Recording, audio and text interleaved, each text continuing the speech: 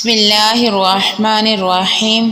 السلام علیکم ورحمۃ اللہ وبرکاتہ۔ حضرت انس رضی اللہ عنہ بیان کرتے ہیں، رسول اللہ صلی اللہ علیہ وآلہ وسلم نے فرمایا، تم میں سے ہر شخص کو اپنی تمام ضرورتیں اپنے رب سے مانگنی چاہیے، حتیٰ کہ جب اس کے جوتے کا تسمہ ٹوٹ جائے تو اس کے بارے میں بھی اسی سے سوال کرنا چاہیے۔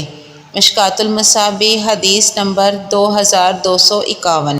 حضرت ابو سعید خدری رضی اللہ عنہ سے روایت ہے کہ نبی صلی اللہ علیہ وآلہ وسلم نے فرمایا، جب کوئی مسلمان کوئی ایسی دعا کرتا ہے جس میں گناہ اور قطع رحمی نہ ہو تو اللہ اس وجہ سے 3 چیزوں میں سے کوئی ایک اسے عطا فرما دیتا ہے، یا تو اس کی دعا فوراً قبول فرما لیتا ہے، یا اسے اس کے لیے آخرت میں ذخیرہ کر لیتا ہے، یا پھر اس کی مثل تکلیف اس سے دور فرما دیتا ہے۔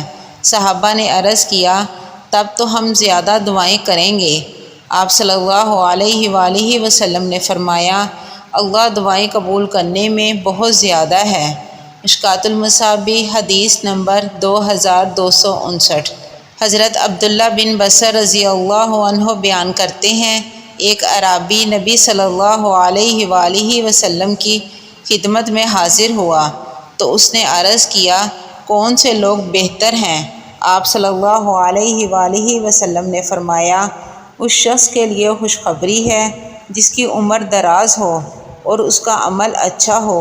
اس نے عرض کیا، اللہ کے رسول، کون سا عمل بہتر ہے؟ آپ صلی اللہ علیہ وآلہ وسلم نے فرمایا، مرتے وقت تیری زبان پر اللہ کا ذکر جاری ہو۔ مشکوٰۃ المصابیح حدیث نمبر 2270۔